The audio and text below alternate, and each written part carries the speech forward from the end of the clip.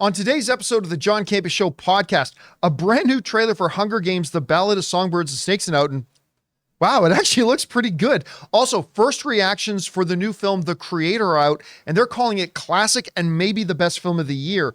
Why is no one, and I mean no one, excited for this new Star Wars Rey movie that they've announced? Also, a Marvel visual effects coordinator talks about the nightmare situation that visual effects artists had working on Falcon the Winter Soldier. And also, Chris Evans hints that he could be open to coming back under certain circumstances, and he lays out which ones. That and a whole bunch more. The John Campea Show podcast starts right now.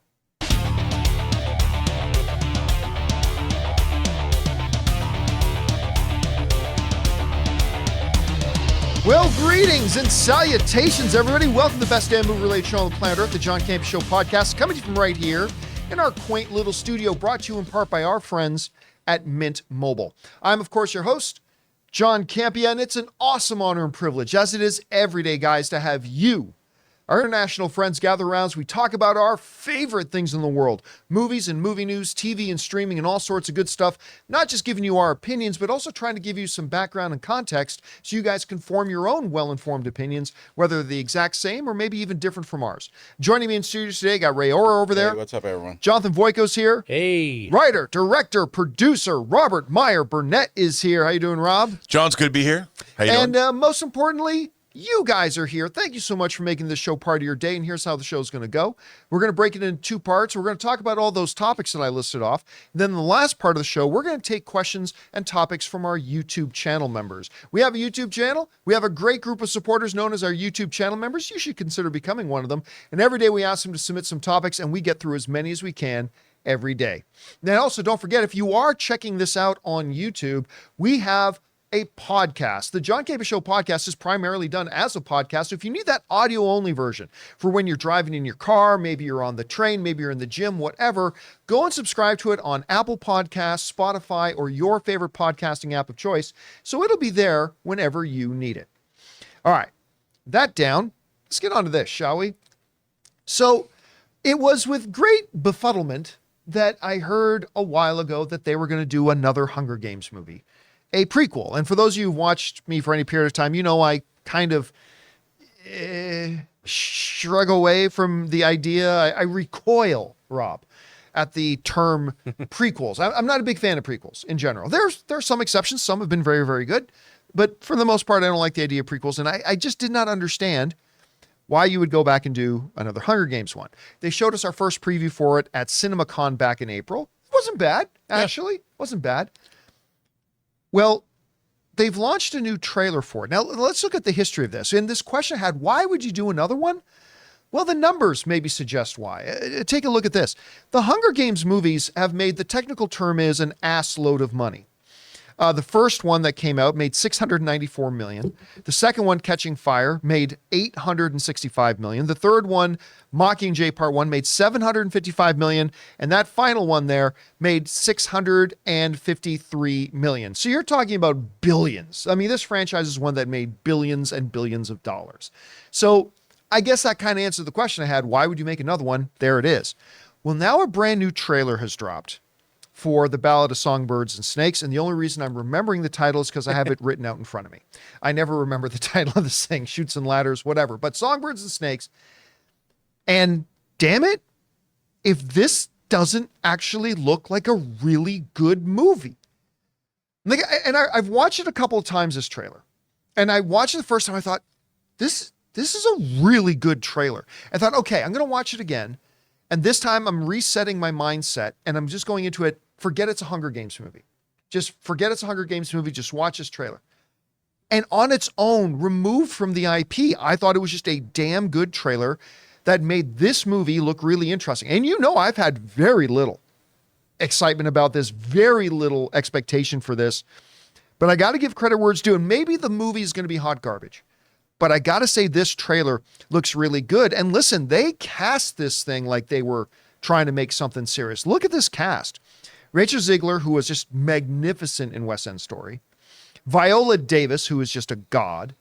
Jason Schwartzman, who I love, Peter Dinklage, and we haven't seen a lot of Tom Blythe. He's been in a couple things that I haven't really seen a lot of. The only thing I've really seen him in was when he was a young rascal scamp running around in Russell Crowe's terrible Robin Hood movie. But he's all grown up now. So you got a pretty killer cast here. It looks great. Color me really surprised, Rob, because again, this is not something I've had any anticipation for, but I give credit where it's due. This is a solid trailer, and I am suddenly really looking forward to this movie. You had a chance to check it out. What was your reaction to it? Dude, I think this looks great. I mean, I read all the Hunger Games books. I wasn't as big a fan of Mockingjay, either the movies or the book, but I like the universe that was created, and I think the idea of going back and Coriolanus Snow. Yeah. I keep saying all this snow. That's Russell Brand's character from Get Him to the Greek and forgetting Sarah Marshall. Pet the furry walls. But I think, you go back and if you're going to do a prequel, it looks like how does a man like President Snow, how is he forged? And first of all, the performances, Schwartzman is perfect. A perfect precursor. I mean, he looks like so much like the young character that why am I freezing on his name? I'm drawing a blank too, but I love that actor. He's perfect. Viola Davis, can she do no wrong? I mean, she is bringing another one of these fearsome, earth-shaking performances to the screen. She looks fantastic in this movie. Just hearing her voiceover, I'm like getting shivers. But the performance. By the way, Stanley Tucci, right? And the Rick Penzolo, if you're a Wise Guy fan, and the story of Snow's sort of forging, making who he is. I was looking at this going, okay, this guy's like Grand Moff Tarkin. This looks to me like this is the Grand Moff Tarkin origin story. And it's kind of what I've always wanted to see in the Star Wars universe in terms of its scope, its characters. I mean, this movie looks, to me, fantastic. It really does. For what it is, and the fact that Susan Collins comes back and like, well, I'm going to write a prequel about President Snow. I mean, that could have gone two ways. And it looks like it went the way that I am surprised and happy about. I thought 90% chance I thought it was going to go the other way. I did too. Listen, I'll admit it. I thought when I heard that they were doing that, I thought that's a stupid idea. No one's going to be interested in a young President Snow. Who cares? This trailer sold it. Also, the world. Yeah. The effects are incredible. I mean, Francis Lawrence is an incredible director. I mean, I first remember seeing him. He did Constantine with Keanu Reeves. He did like Water for Elephants, which I didn't love, but it looked great. This movie just looks great. It looks real. Like the visual effects are great. Everything is on point. Dude, I can't wait for this. And by the way, I did not feel that way when I woke up this morning. This has changed. My opinion of this movie has changed drastically in the last 3 hours. So good on them. And that's what a good trailer should do. All right, guys, did you have a chance to see the new trailer? Maybe you're not a Hunger Games fan. I'm not. I really liked one or two of the movies, but I'm not overall a big Hunger Games fan. But I thought this looked great. Let us know what you guys think down below. All right, with that down, guys, let's talk about this, shall we? Speaking of movies that I have not been excited about, The Creator is one that they first showed us our preview for it back at CinemaCon in April. And I was with the whole group and they played this preview for The Creator. And I was the only one in the room that didn't think it looked all that good, to be honest with you. Everybody else loved what they saw. And I thought, I mean, I really liked the director, but I was like, I don't think this looks all that good. Now, the last trailer came out. And I went, okay, now it's got me on board now. Now I'm on board. Well, they just had the premiere for the film. And the first reaction, the full reviews are not out yet, but the first reactions are now coming out. And some are calling it an all-time sci-fi classic, could be best film of the year, all that kind of stuff. Listen to some of the reactions we got. Brandon Davis writes, The Creator is astonishingly good. Best film of the year and best sci-fi film in ages, in my opinion. Gareth Edwards flips expectations really impressively for visceral, touching, and creative story of humanity. Genuinely loved it. You have to see this one. Hunter Bolding writes, Gareth Edwards doesn't miss with The Creator. The movie takes place alongside Terminator 2, Alien, and Star Wars as absolute smashing examples of how sci-fi can parallel our world. It's easily among the best films of the year. Again, this is not small praise we're getting here. Griffin Schiller writes, the creator is a masterful piece of original sci-fi. Gareth Edwards is one of our great filmmakers, a soulful, nuanced, Lucas-like interrogation of a human beliefs and biases and our insecurity in the face of something greater. Spectacle and heart to the highest order, pure cinema, baby. Courtney Howard writes, though it pulls from identifiable inspirations, the creator is one of the best original sci-fi epics in years. Massively entertaining, enthralling, and profound on every level. Gareth Edwards constructs an immersive world and fills it with compelling characters. Absolutely radical. Perry Nemiroff writes, visually, the creator is phenomenal. If you want a cinematographer on the rise to keep your eye on, it's Oren Soffer. This movie is one stunning frame after the next. We also go to our friend Jermaine Lucier, who writes, the creator is a bold, fun sci-fi delight. It has an engrossing story, gorgeous visuals, resonant themes, and epic action. My main problem is that it didn't make me cry. It tries very hard, but a tiny lack of connection means it just misses being a perfect package, but only just. We go on to Kristen Maldonado, who writes, the creator is an ambitious sci-fi odyssey with a profound take on humanity, acceptance, and freedom at its core. John David Washington gives a career best performance, while Madeline Yuna Voiles, I hope I'm pronouncing that right, proves she's a young actor to watch. The third act surprised me. This film went there. I'm curious to know where there is. Also, we got Joseph Declamere writes, the creator is a masterpiece and one of the year's best movies. It hits on so many levels, with AI being such a hot topic. Gareth Edwards does a masterful job of keeping the audience engaged every step of the way. It just goes on and on. Rob, we hear sometimes with movies, first reactions come out saying, it's great. It's really good. Had a blast. Had a good time. It is not often that we hear the first reaction saying, this is one of the best sci-fi movies ever.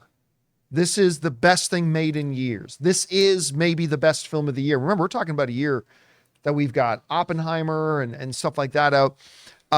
This is way beyond anything I was expecting as somebody who was not impressed with the first presentation we saw. But I'm all of a sudden extremely excited to see this. What have you been expecting from the creator? What has your anticipation level been like it? And what do you think? And what's standing out to you about the reactions we're hearing? Well, first of all, I really like Gareth Edwards' first movie, Monster. And he made it for not a lot of money, and he did a lot of the visual effects himself. And when I saw that film, I'm like, here's a new filmmaking voice, and I can't wait to see what new original material he makes. And then, of course... Want to feel old? Monster was like 13 years ago. Yeah. And it feels like he didn't do it all that long ago. 13 years ago. 13 years ago. And then, of course, he gets co-opted to do Godzilla. Kind of like Colin Trevorrow does Safety Not Guaranteed, and then he's off to do Jurassic World. And I kind of was bummed out because I'm like, okay, that's fine.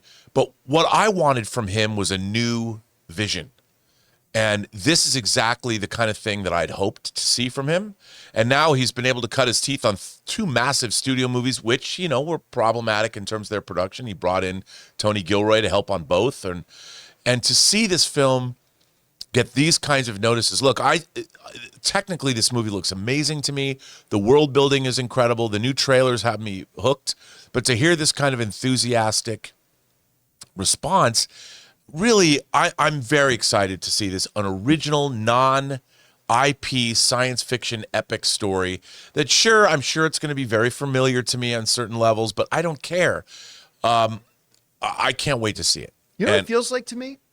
It feels like Children of Men had a baby with District 9, with District 9. That's it looks a little bit like a Neil Blomkamp movie in some ways on its surface, but with a Children of Men kind of feel to it. Yeah, a little Alfonso Cuarón doing because it's funny that you say that, because Children of Men had this sort of melancholy, this is the end of humanity feel. And I really love Children of Men. I think it's a great film. Oh, it's fabulous. But this does, you're right. I mean, mood-wise, even in the trailer, you get that Children of Men vibe. Maybe it'll make a great double bill with Children of Men in revival houses from now until the end of time. Now, Ray, this is some justification for you, because you've been all on board the creator from the first time you, like when we were in Vegas in April and you saw this, you've been 100% on board with this movie. What do you think about these reactions we're hearing? I think the first time we saw the trailer and that the child, they turned their head. Yeah, and then you see And the then you robotic see parts. Yeah. That's where I was like, okay, this is cool. And then we saw the shots of like, I think there's a war obviously going on. Yeah. And we see the behind the ships and you see the island that they're on. I thought that shot looked great. We're seeing it in 8 days on the 28th. Yeah. So I can't wait to see this. I love John David Washington. I think he's a good actor. And Gemma Chan's in this too, so it will be good to see her on screen again. I keep forgetting that Gemma Chan's in Yeah, this. yeah, You know, John, what else? If this movie does well, I think that there's a clear message being sent by the movie-going public that they want to see original. This follows up on Barbie. This follows up on Oppenheimer. It's a new science fiction epic.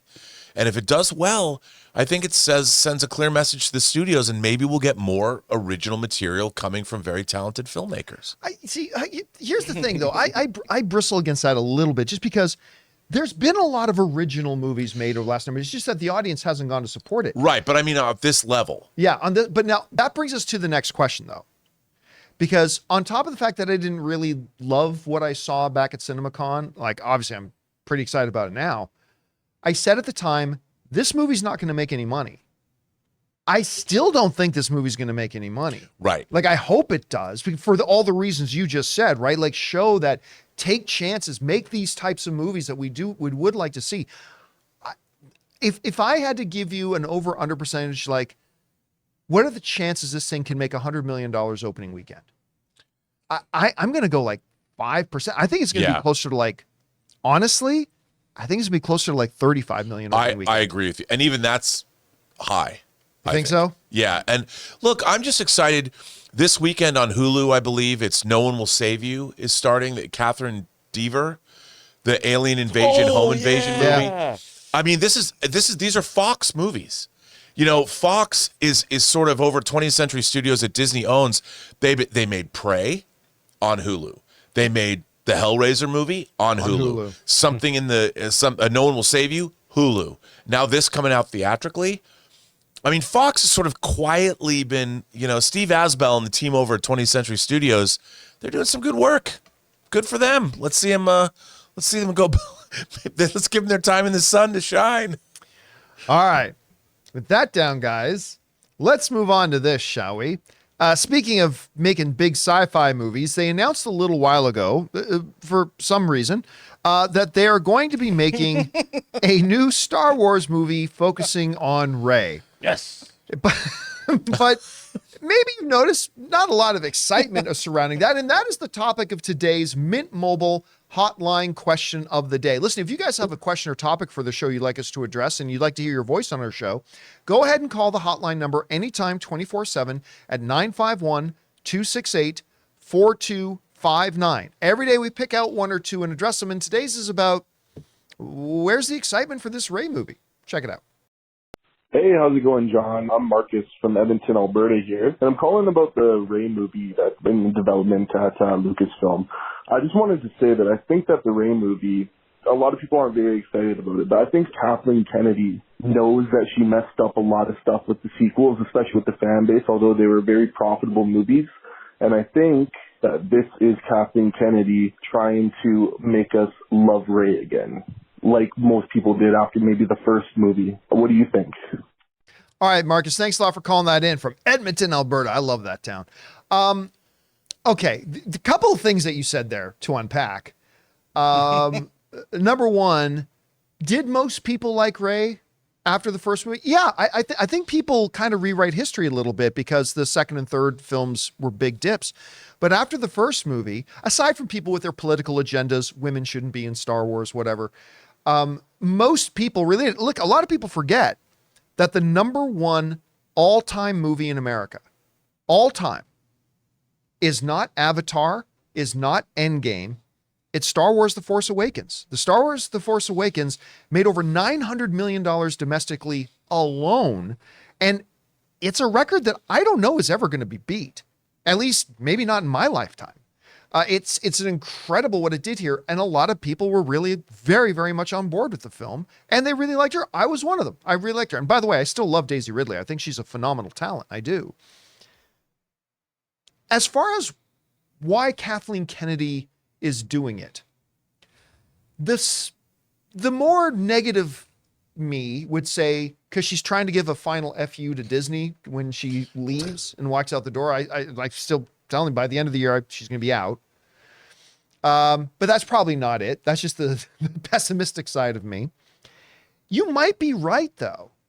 Like, it might be a shot at justification. Like saying, look, this character that I helped shepherd in, she didn't create the character, but she helped shepherd in the Rey character, you know, can really work and can be a big movie. And by the way, you're right to point out that with all the divisiveness and the mixed reactions to the Star Wars sequels, the reality is each and every one of them made over $1 billion. I mean, I know it sounds weird to say, Kathleen Kennedy has a higher $1 billion rate than Kevin Feige does. Her $1 billion per movie rate is higher than Kevin Feige's percentage. Kevin Feige's made over 25 films. Kathleen Kennedy, not nearly as many, but still, it's kind of an interesting statistic. But you're right. Generally speaking, you're not hearing anybody being really excited about it. And by the way, when I say nobody's excited about it, obviously there are some people who are excited about it, right? That's the beautiful thing about movies and the art, is that all of us have things we like, even if other people don't. So I'm sure there's probably somebody watching the show that is really excited about the Rey movie, and that's great. I'm not trying to, rain on that parade. But why are most people not excited about it? The character started off well. I mean, I really liked Rey in the first film. She was kind of a quintessential kind of Star Wars character. The problem is that Star Wars itself kind of mangled the character which again, I think all of Star Wars's ills over the last number of years all comes down to the one underlying problem, is that they never had a plan and they just winged it and they just went and did whatever. It was never anybody's intention that Rey was going to end up as the granddaughter of Palpatine. That was never part of the plan. That was the last second of, well, what the fuck are we going to do? We lost all our directors now. Palpatine. The dead speak, John. The dead speak. Grandpappy Palpatine. Oh, wait, he built the largest fleet in the history of the galaxy. Nobody noticed. Okay. And they're all Star Destroyers now? They're all Death Stars now? Okay, cool. Anyway, I'm not going to get into the travesty that was The Rise of Skywalker. But that being said, they themselves really undermined the character. And Rey, fairly or unfairly, and maybe it's unfair, kind of became the face and the representation of that no plan, directionless Star Wars. And she's kind of the representative of it. And so I think, fairly or unfairly, Rob, I don't know what you think about this, but I think fairly or unfairly now, when people think of Rey, the character, you cannot help but think about the sequel trilogy as a whole and all the problems that came. And I say this as somebody who loved the first one. I loved The Force Awakens. I really did. I had a great time with it. Schnepp and I must have gone like a dozen times on our lunch breaks to go across the street, watch The Force Awakens. I loved it, but what became clear is that it was directionless, it was aimless, and every problem that comes with being directionless happened. And I think, fairly or unfairly, she's kind of the representation of that. Do you think our caller is right to say that people are just not excited about the prospects of a Rey movie? I mean, obviously, we're on record that we don't think this is a movie they should do, but if they're not excited, why do you think people aren't excited for her? What do you think? Well, I think it's all of these things, but when it really comes right down to it, you have to look at Star Wars, the first Star Wars, as the template for the entire universe. That movie is fun all the way through, from the very beginning. The first time, you get inside that blockade runner, and did you hear that? They've shut down the main reactor. We'll be destroyed for sure. There'll be no escape for the princess this time. You're listening to some effete robot speaking in a very British accent to this astromech droid going, who the hell are these people? And you have a smile on your face. And when you meet Princess Leia, because you meet her way before Luke, What does she do? She's got a gun. She's putting secret plans into R2. She's gunning down stormtroopers when she gets confronting Vader, this bad guy who's twice her size. Darth Vader.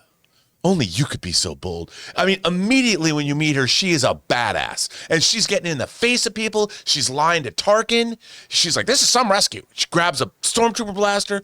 She's fun. You love her. Rey, never fun. She's not fun.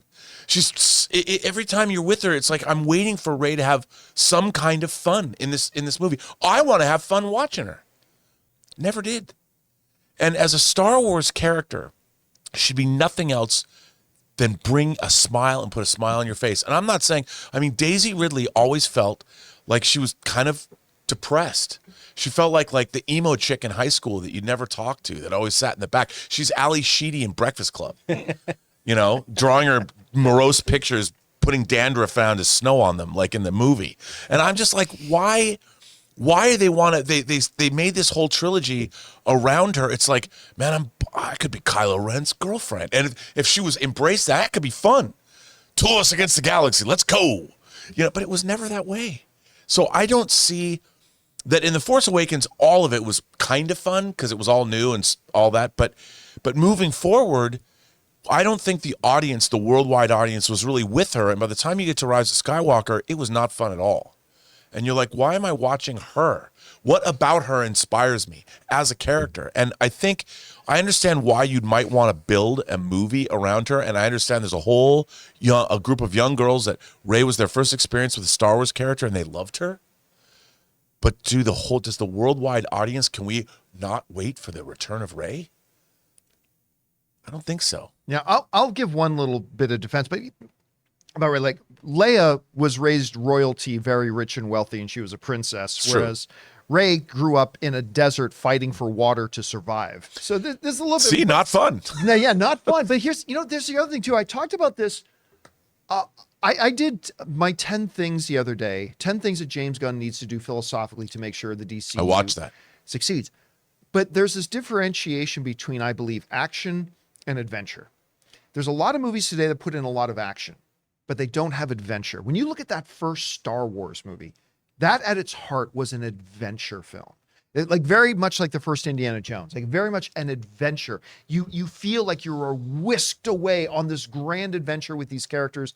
And while I loved The Force Awakens, loved that movie, and I hated where it went and where it ultimately ended up. But one thing that even I'll say about it is that the new Star Wars movie never had that sense of adventure. There was action, there was some very good action, but it didn't have adventure like the original Star Wars movies did. But that's just something. And who knows? Listen, maybe this movie does get made, and I'll put money that this movie never gets made. I don't think this movie ever gets made, to be honest with you. But let's say it does get made. Maybe it comes out. Maybe it's awesome. Maybe everybody flocks to it.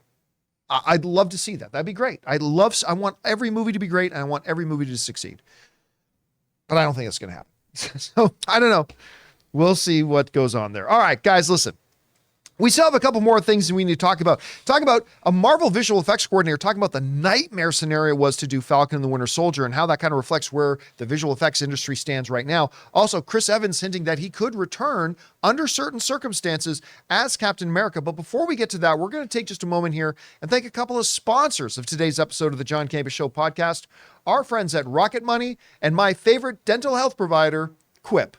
Guys, we want to take a second to thank a sponsor of today's video, Rocket Money. Did you know that the average person has around 12 paid subscriptions and they might not even remember to subscribing to half of those? If you have no idea just how much you're spending each month, you need Rocket Money. It's this great app that tracks all of your expenses so you know exactly where your money is going. I recently just found out that over 80% of people have subscriptions that they've completely forgotten about. Seriously, think about how many free trials you subscribe to that you just probably never canceled. And that's why I'm such a big fan of Rocket Money, because I was one of those people. When I signed up to Rocket Money, I was stunned to find out that a gym I had belonged to in another city I lived in, I had still been paying my dues to for over 2 years. Also, that music subscription service I use, yeah, I forgot I was subscribed to 2 other ones. That's where Rocket Money comes in, because Rocket Money is a personal finance app that finds and cancels your unwanted subscriptions, monitors your spending, and helps you lower your bills all in one place. With over 3 million users and counting, Rocket Money customers have saved on average of $720 a year. So stop wasting money on things you don't use. Cancel your unwanted subscriptions and manage your money the easy way by going to rocketmoney.com/Campea. That's rocketmoney.com/Campea. rocketmoney.com/Campea. Guys, we want to take a second to thank a sponsor of this video, Quip. Guys, you know that good health starts with good habits, and Quip makes it easy by delivering all the oral care essentials that you need to care for your mouth. For example, their incredible electric toothbrush. Guys, I've been using electric toothbrushes for years, and this is easily the best one I've ever owned. Timed sonic vibrations with 30-second pulses to guide a dentist-recommended 2-minute clean. A lightweight and sleek design for adults and kids with no wires or bulky charger to weigh you down. Reusable handles in a range of sleek metal hues, as well as bright plastic colors, sure to make a pop on your bathroom counter. Skip the batteries and snap into healthy habits with the new rechargeable electric toothbrush. All the features of the original Quip, plus 1 magnetic charge, powers up to 3 months of brushing. In addition to brush heads, Quip also delivers fresh floss, toothpaste, mouthwash, and gum refills every 3 months from just $7. So if you go to getquip.com/Campea right now, you'll get 20% off any electric toothbrush, mint and gum dispenser, or water flosser. That's your 20% off any electric toothbrush, mint and gum dispenser, water flosser at getquip.com/Campea. That's getquip.com/Campea. Quip, the good habits company. And thank you to our friends at Rocket Money and Quip for sponsoring this episode of the John Campea Show podcast. By the way, again, the Quip stuff has been a revelation for me, using their toothbrush, their water pick. Their mints are fantastic. The gum, the dental care gum they use is really good. Highly recommend you check them out. Of course, Rocket's been saving me money for a long time. Check both of those sponsors out. All right. With that down, guys, let's talk about this, shall we? You know, it's been a part of the community narrative for a while about the difficulty that visual effects artists have working in this industry. There is nobody in this industry that is more overworked and under-recognized and underappreciated than the visual effects artists. Oh, movie fans are very quick to complain about visual effects in something. But just a couple of years ago, even the worst visual effects today would have been considered witchcraft to see today. And even in the bad visual effects we see today, the amount of work that goes into it and the sheer accomplishment to even sometimes pull off bad visual effects is monumental. And the problem is visual effects have gotten so good, we don't appreciate how good they are anymore. Now, if visual effect isn't perfect, it's massively criticized. When we fail to appreciate just how much artistry and wizardry goes into even some bad visual effects, or what we consider today to be bad visual effects. But artists are worked to the bone. We've had a lot of discussions and talk about it. Well, recently, a visual effects coordinator for Marvel was being interviewed and talked about the absolute nightmare scenario they had working on not even a motion picture, but a Disney Plus Marvel MCU show, Falcon and the Winter Soldier. A show that I thought was pretty good. Mm-hmm. I didn't think it was great, but it certainly had some big highlights in it, and I enjoyed watching it. George St. Pierre was in it, so of course I'm going to be a little bit biased towards it. But she discussed some of the situations of working on this, and this is what she had to say in an interview. She said this: while speaking with IndieWire, Rebecca explained that members of the Falcon and the Winter Soldier's visual effects crew worked 75 days in a row and only got time off if they, quote unquote, had nervous breakdowns. I don't know how this is acceptable, she said. I don't know how you can work people like this. It was the first ever Marvel TV show. It was during COVID. Now, of course, you might be saying, well, wait a minute, WandaVision was the first ever show. I think this was the first one to go into production. Yeah. And they were producing it during COVID. And unfortunately, think about this. Working 75 days in a row. We've heard from others that these work days were not 9 to 5, 8-hour work days. They were 14, 16, 18-hour work days, sometimes 7 days a week. These incredible artists, they are literally called visual effects artists. And that's what these guys are. They are artists. I've worked with a lot of visual effects. I worked in the visual effects industry. The people who do this stuff are pure artistry and wizards at what they can do. Studios know that. And that's why they gather them like gnomes, put them in these little sweatshops, and make them work 3 months straight or whatever, without days off, without sleep, without proper taking care of themselves, no sunlight. I hope they're popping vitamin D. And this, Rob, I think today, we've got a lot of attention being paid to actors and writers right now because they're on strike at the moment. So clearly a lot of attention needs to be brought there. And there should be under some circumstances. But it seems like the only time visual effects gets any attention is when we're either talking about that we didn't like the visual effects, because I think we're completely spoiled with how good visual effects are today, or unfortunately having to talk about how they work like this. I mean, and that this is the working conditions they're under. And that's why we've been hearing stories that Marvel, the visual effects artists there it's only 45 of them, but have voted to join IATSE, and it could be the first domino to fall in a lot of them. Rob, you've been in the industry a long time. This is unfortunately not rare. This is actually the norm now, hearing stuff like this. What do you think about when you hear stories like this being told? Well, I think people forget that visual effects has now taken over 10 different other disciplines, such as production design. Because now, Marvel will set up on a giant green screen stage, hey, we're going to go to Titan today, and you're going to fight, Thanos, and Thanos is going to bring down a mountain.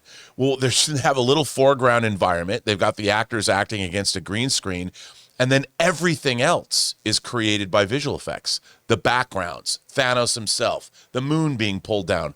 So you've got visual effects guys and girls and people recreating things that are part of like 6 or 7 different disciplines that used to happen. Like you'd have them figure out, okay, we're going to have one matte painting over here that's going to be a set extension. Well, now they don't. Now they're relying, everything is going into the computer. So what would be done by 6 or 7 different departments now is being done by one, visual effects. And they're doing all different kinds of things. They're building set extensions or entire sets themselves. They're building characters. They're building spaceship battles. They're building all of these things, and they're expected to do like almost more. I mean, I don't know what the percentage is, but a lot more is now saddled. Visual effects have to do with them than it used to be in a normal film that had regular principal photography, and they would augment it with visual effects. Now most films have visual effects in every single shot, which has made it untenable in terms the production times they're not like, well, we'll give you 6 more months. I still remember a story of a older movie where they talked about how, oh my God, this movie has 250 visual effects shots. Unbelievable. Now 2000 is a Tuesday. Yeah, and almost, I mean, they do everything from fixing blemishes on faces to whatever. I mean, and so visual effects are now doing makeup after the fact. They're doing costumes.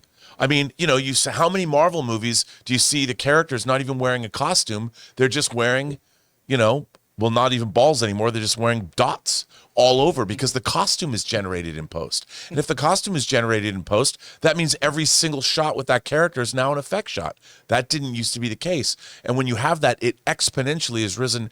Most movies now have 2,500 effect shots in them. That's crazy. It's insane. And who's going to do those and in how much time? It's nuts. It is absolutely crazy. And and that's why I really believe that out of not writers, not actors, and everybody, there's so many disciplines and so many wonderful people, hardworking people, talented people who work to make movies.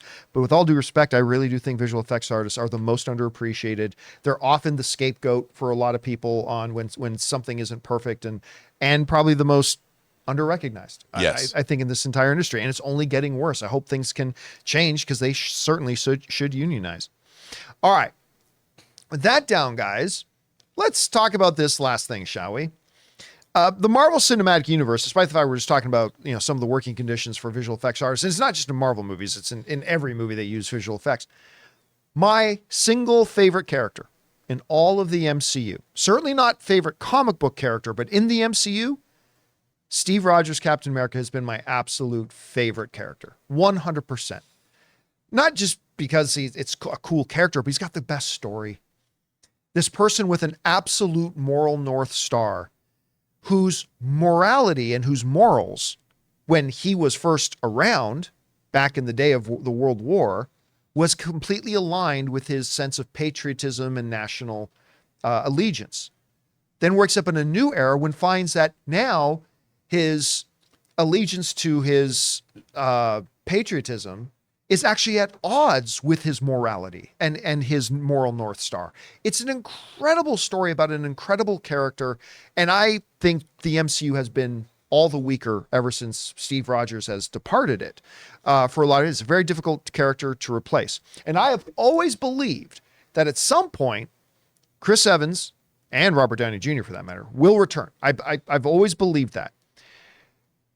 And Chris Evans has always been the kind of, never say never kind of thing. But this is getting a little bit more concrete. He was recently interviewed, Chris Evans was, and asked specifically if he would ever return as Captain America, to which he actually said maybe, and actually said some conditions about would open it up. This is what he said.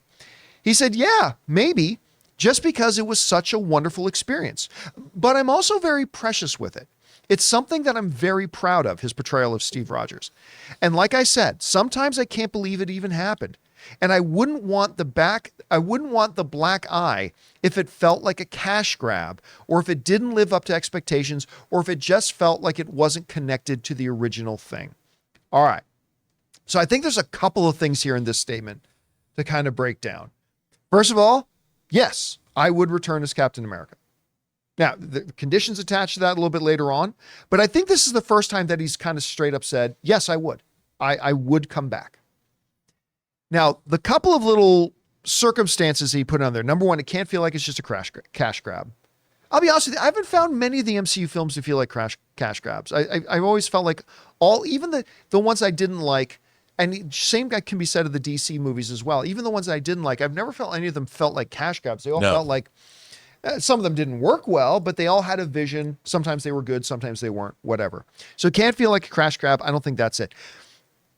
But he goes on to say, because he loved playing the character so much, he says, I wouldn't want to also do if it doesn't live up to expectations, or if it didn't feel like it was connected to the original thing.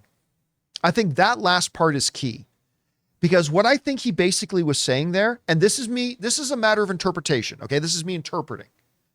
But when he says, I wouldn't want to do if it didn't feel like it was connected to the original thing, I think what he is saying here is, I ain't going to come back to play a variant of Captain America. I ain't going to come back to play another universe's version of Steve Rogers. It's got to be the original thing.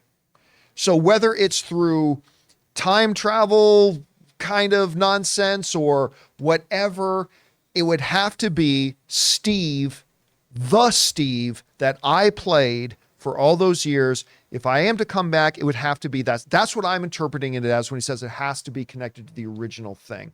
So, Rob, you heard Chris Evans' kind of statement here.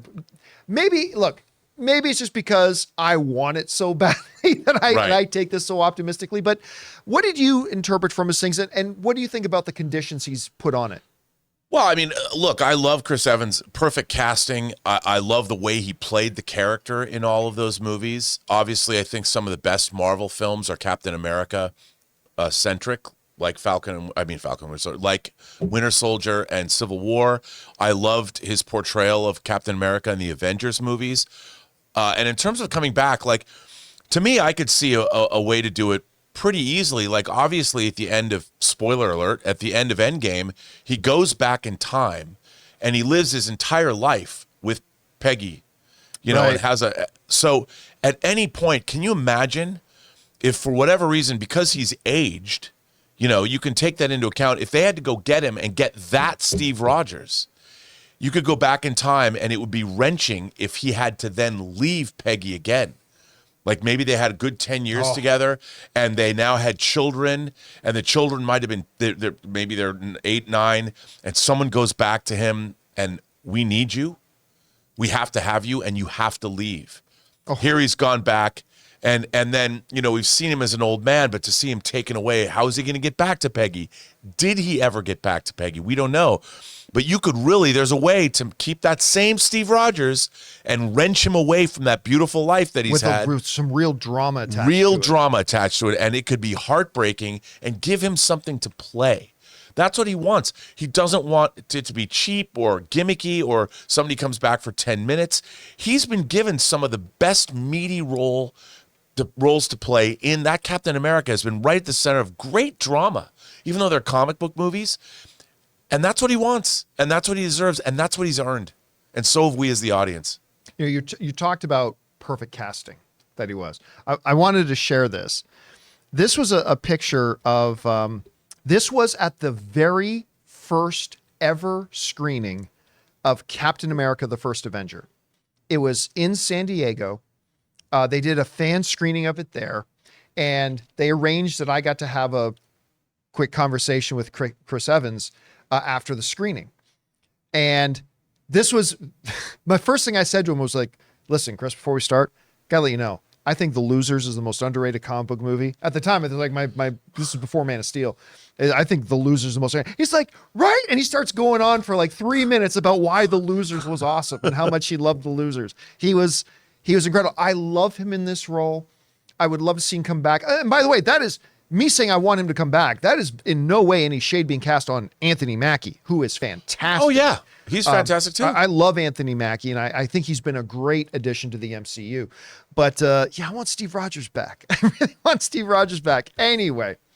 Hey, guys, with that all down, we're now going to move on and start taking topics and questions from our beloved YouTube channel members. Now, before we get to that, though, we're going to take just a quick second and thank another sponsor of today's episode, my mobile service provider. I love these guys, and they should be yours, Mint Mobile.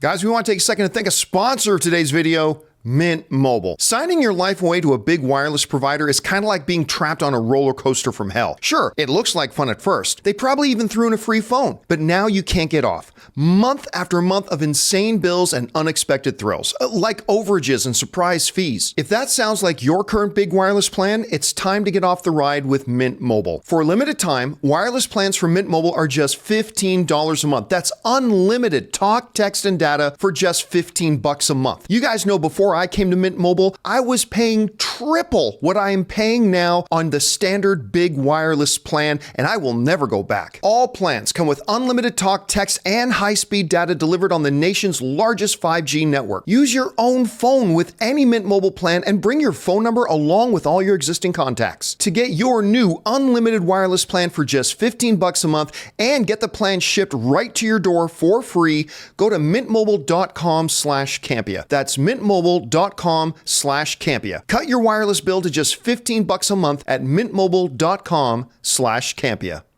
And thank you to our friends at Mint Mobile for sponsoring the John Campea Show. All right, with that down, guys, let's get over and start hearing from our YouTube channel members. Jonathan, what do we got up here first? All right, Jai CSC is first. Let me scroll up here. Agreed with all items on yesterday's DCU list. May I add one? Keep each project its own and as self-contained as possible. Do a little bit of overall picture, yes, but don't spend 15, 20, 30 minutes on things that only get resolved in the fourth Justice League movie. Yeah, I think it's a matter of balance. Like, you do want, if you're going to create a cinematic universe, create a cinematic universe. But it doesn't have to be either or, right? Make sure you put in some really good self-contained stories. I think they should continue to do Elseworld stories, like movies that take place outside of the cinematic universe, like Joker, like the Batman. Keep doing 1 or 2 of those a year, maybe like 1 a year or something like that, or 1 every 2 years, but keep doing those as well. But you don't want to have a cinematic universe and then not make it feel like a cinematic universe, right? So again, I've been preaching this for a long time. It's not either or, make it both and. Rob, I know this is something you and I have talked a lot about and that's been one of the topics of frustration for some MCU fans the last couple of years, is that suddenly the MCU doesn't feel connected to each other at all. I don't know. What would you say to that? Well, yeah, I mean, the whole thing seems, everything, the phases 1, 2, and 3 all built on each other. The situation you saw in a previous movie had something to do with the next film, or something was building. There was a tapestry being woven. And I feel, look, as much as you and I both like Shang-Chi, where's that led? You know, where's the 10 Rings organization? We haven't heard it mentioned. I mean, and I feel that the momentum is missing. I mean, it's gone, like literally gone. And I don't know. I think you're right. The momentum's gone. Yeah. And I'm like, I watched like Quantumania, like this epic thing happens, but it's in the quantum realm. When you leave the quantum realm, who knows? Who even knew that even occurred? Like it doesn't. And so Arashem the judge came to Earth and said, well, I'm going to judge humanity. No one seems to care. Yeah, never mind. And look, a lot of this would be stuff we'd probably overlook if all the movies were fantastic. But that's been part of the problem too, is not Shang-Chi was fantastic, but a lot of them haven't been fantastic. So, I mean, it's a whole bunch of different things. All right, what's next? Dr. Stinky says, hey, John and crew, I think Killers of the Flower Moon has a chance of being a cult classic. The sheer scale of this film looks incredible. Martin Scorsese is easily one of my favorite directors of all time, and I can't wait to see this masterpiece. This is not going to be a cult classic. If it's going to be anything, it'll be a classic. Martin Scorsese films with big period bio things like this isn't the material of cult classics. Cult classics is more for stuff like these outlier films that look ridiculous, but they gain a following. Something like Little Shop of Horrors, something like Army of the Dead, or stuff like that. So, I mean, this has got the makings. Now, look, we don't know. We haven't seen the movie. We've only seen trailers. Maybe it'll be bad. But it's got the makings to be a classic, not necessarily a cult classic. I don't know. Am I nitpicking on terminologies here, or how would you see? No, I don't think so. I mean, it's a big, epic, sprawling story about this piece of American history that people don't know much about. On one hand, you're talking about the birth of the FBI, and on the other hand, you're talking about what happened with the Osage Nation and the fact that they had all these oil rights. I mean, and people were killing for them, murdering them. Yeah. So I don't see this as a cult movie at all. The Aviator.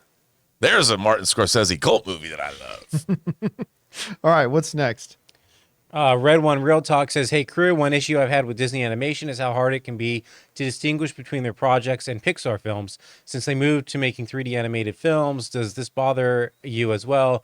I do often miss Disney's traditional 2D animation. No, it doesn't bother me at all, because I've never been one to look at the name of the corporation attached to a movie.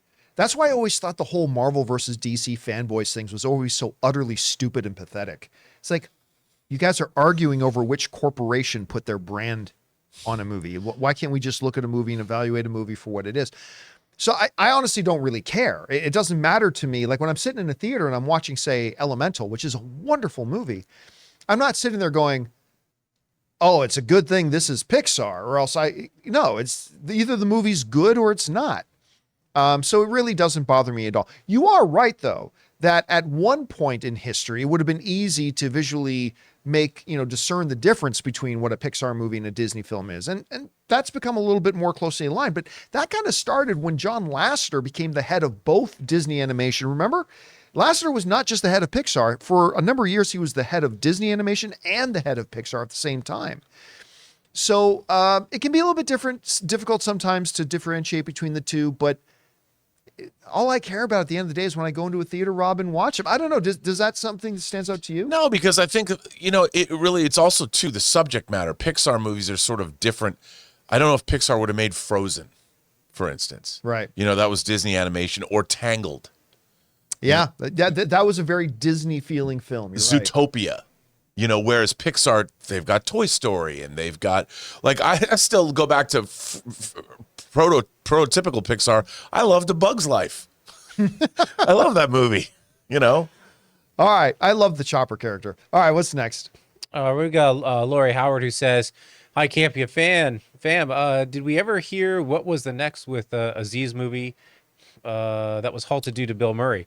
Watch an old episode and wonder if they restarted it. Know about the strike, but otherwise. That's a very good question. It's a very good question. For those of you who don't know, sometimes what really sucks in life, but particularly in the entertainment business, is when you have a whole bunch of people doing a whole bunch of things and working towards this big goal, and maybe it's somebody's dream, and then it gets derailed and destroyed, not because of something you did, but because of something somebody else did.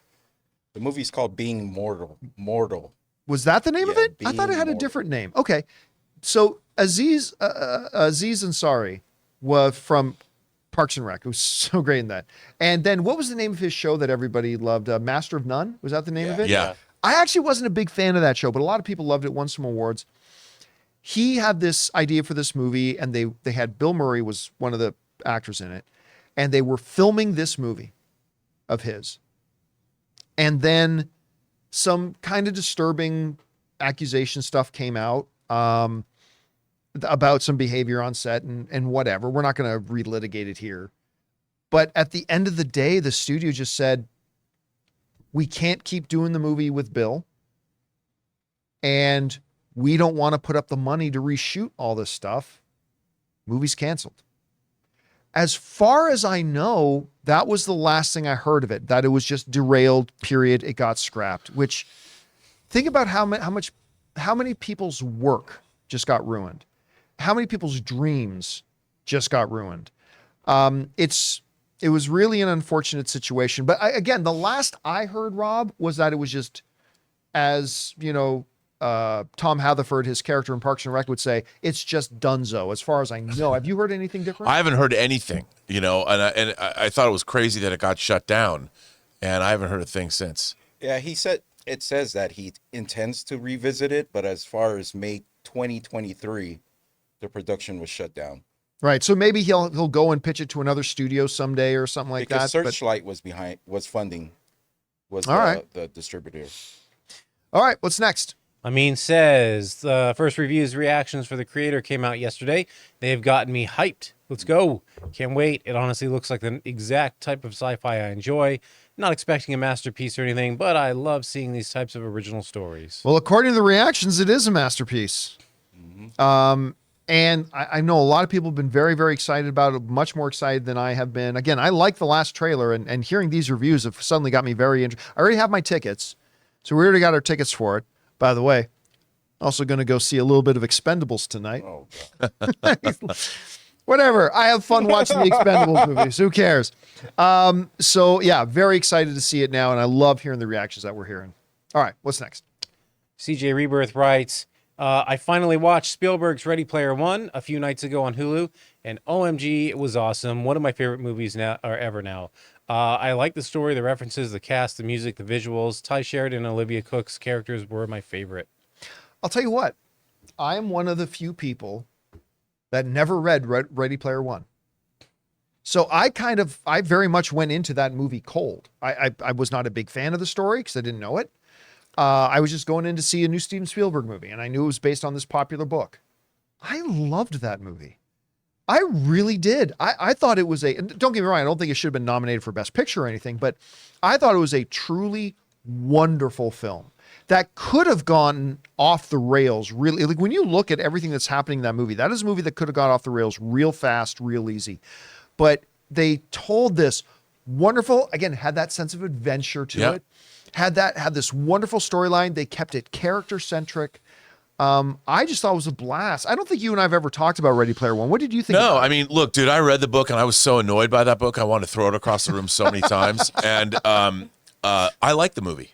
I thought the movie was a lot of fun. I thought it distilled. It was all of the references in the book were so annoying to me. It seemed like they were just shoveled in there. I'm like, yes, I know this reference. You know, it was like saying that every 8 times a page.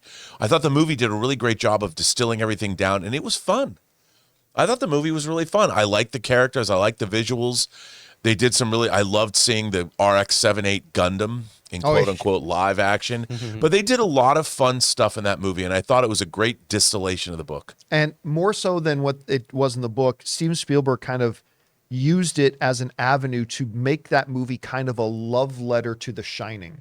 Right, because that's one of his all-time and favorite that was movies. That was not in the book. That was a different thing in the book, but he incorporated that love of his that he has into the movie, and it was flawless. And I also like that it's part of Steven Spielberg's love affair with Mark Rylance.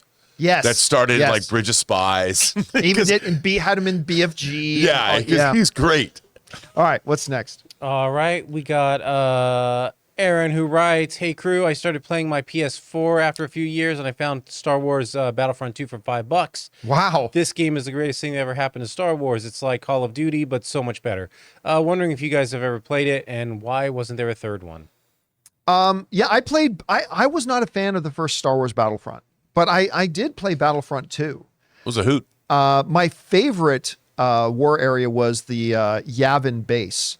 When you're running around, I had this great spot on top of the Millennium Falcon that you could snipe really easy. It was great. I enjoyed the game. I didn't think it was like an all-time great game, but I had a lot of fun with it. I wouldn't be surprised at all if they do a Battlefront 3 at some point. Wasn't there something about the people who made Battlefront 2 lost the license to do Star Wars games? I might be thinking of something else. But that might be a part of it. I'm not really sure. But yeah, I like the game. All right, what's next? All right, we got our last question here. So I'm going to roll credits on our wonderful channel members here while I read it. So this comes from Mr. Hank Dunn, who writes, have you seen the trailer for the new Nicolas Cage movie, Dream Scenario? Cage plays this regular dude, but he starts appearing in everyone on Earth's dreams. He doesn't do anything in the dream. He just kind of stands there, and from that, he gains fame. I saw the trailer to this yesterday. So did I. I just saw this pop up on IMDb. You know, we often talk about it's very, very difficult to come up with something that is actually truly original today. Like everything that comes out today, it has a lot of originality, but that originality stems from like a lot of homages and influences by and all that kind of stuff. I have never heard of anything remotely like this. So just like he just described in the letter, Nicolas Cage plays this average guy. He's a college professor, not at a high profile college, just a average dude who starts to find out, and people start talking to each other, that even people who never met him, he's appearing in their dreams. Not necessarily doing anything, but he's just there in their dreams. And it starts to come out that, wait a minute, like somebody shows them another person a picture of the guy who keeps being in their dreams, and they're like, that's the guy in my dreams. And it's Nicolas Cage. And it is so ridiculous that it's one of those trailers that by the time the trailer ended, I did not want the trailer to end. What's going on? Apparently it is a comedy. A lot of the review quips have come up about how it's one of the funniest movies in a long time. It's one of Nick Cage's best performances. I'll tell you what, I hadn't even heard of this movie until I saw the trailer. And I'm dying to see this thing. Did you have a chance to see the trailer? The trailer is great. By the way, the twist in the movie is that he starts out just appearing in their dreams, and then everyone starts having nightmares. And he's in their nightmares and things, and it starts driving the world crazy. Like you said, John, it made me think of Being John Malkovich. Oh, the that's Charlie a good Kaufman movie, yeah. which is this kind of an outlandish story that could never happen in real life. It's so weird and off. Like, I love it. The trailer, I'd read about it, played at some festival, and I think it was a Telluride, maybe, or TIFF, and people loved it. But I didn't get a sense. I read about it. I'm like, what? I'm like, what? And then it wasn't until yesterday where, like you, I'm like, oh my God, this looks so good. Yeah. It's I've never seen Nicolas Cage like this, and No. I am dying to see this movie. I can't wait to check it out. And with that said, guys, that'll do it for today's installment of the John Campea Show podcast. Thank you so much for being here and making this show part of your day. Big special thank you to our YouTube channel members. Number one, for being YouTube channel members and supporting what we do, but also for submitting those questions for us to discuss. Don't forget, guys, once again, make sure you all go and subscribe to our audio-only podcast feed that's simply called the John Campea Show Podcast. Find it on Apple Podcasts, Spotify, or your favorite podcasting app of choice. And don't forget, we also include our open mic audio in that feed as well. So you get 2 shows for the price of 1 subscription. And of course, by price, we mean free. I want to thank the people in the room with me. Ray Ora. See ya. Jonathan Voico. See you later. Writer, director, producer, Robert Meyer Burnett. My name's John Campea, and until next time, my friends, bye-bye.